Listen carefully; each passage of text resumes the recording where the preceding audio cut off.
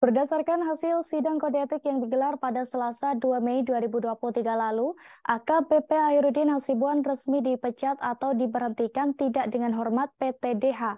Terkait putusan ini, anggota Komisi Kepolisian Nasional atau Kompolnas Yusuf Wasim buka suara. Yusuf pun mengapresiasi langkah cepat Polda Sumatera Utara dalam menggelar sidang kode etik AKBP Hairudin Hasibuan. Namun Kompolnas belum merasa cukup atas putusan tersebut. Kompolnas pun kini mendorong polisi untuk mengusut adanya dugaan tindak pidana pencucian uang atau TPPU Tribunars. Dilansir dari wartakotalive.com, sejak awal pihaknya mendorong agar secara etik kasus ini mendapatkan kejelasan dan kepastian hukum. Kemudian untuk tindak pidana, menurut Yusuf, Polda Sumatera Utara juga telah menetapkan Hairudin Hasibuan sebagai tersangka dalam dugaan tindak pidana turut serta penganiayaan atau pembiaran. Yusuf mengatakan pihaknya juga telah memantau langsung proses penyidikan, serta mendorong agar penyidik bekerja secara efektif, profesional, transparan, dan juga akuntabel.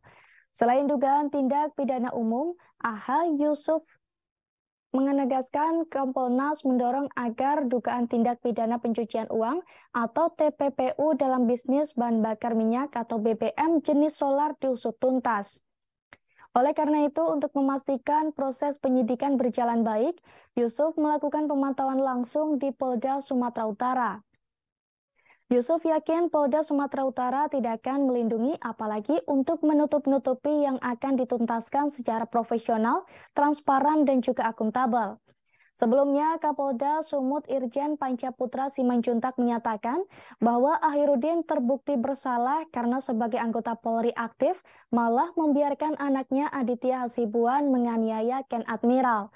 Hairudin melanggar 3 kode etik profesi Polri pasal 5, 8, 12, 13 dari Perpol nomor 7 tahun 2022. Dengan pertimbangan ini, Majelis Komisi Kode Etik memecat Hairudin. Meski demikian, Polda Sumut memberikan waktu 14 hari kepada Hairudin untuk melakukan banding atas putusan Majelis Komisi Kode Etik. Ada pada saat kejadian tersebut, di mana dia adalah sebagai seorang anggota Polri yang tidak sepantasnya dan tidak seharusnya membiarkan kejadian itu ada di depan matanya. Ya, dia seharusnya harus bisa menyelesaikan dan mampu melerai kejadian tersebut. Tetapi dari fakta dan pemeriksaan dari Komisi Sidang Kode Etik melihat tidak dilakukan apa yang seharusnya dan sepantasnya dilakukan.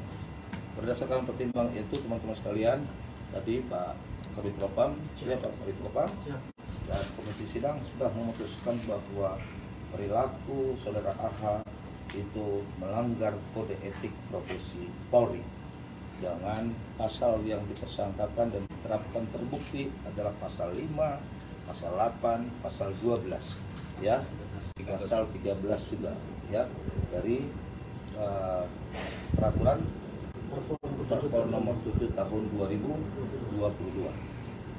Apa sanksinya? Apa yang disebutkan di sana? Bahwa yang dilakukan perbuatan Saudara AH itu melanggar etika kepribadian yang pertama. Yang kedua, melanggar etika kelembagaan dan etika kemasyarakatan. 3 etika itu dilanggar dan terpaksakan sehingga Majelis Komisi Kode Etik memutuskan pada Saudara AH untuk dilakukan pemberhentian tidak dengan hormat. Terima kasih sudah nonton.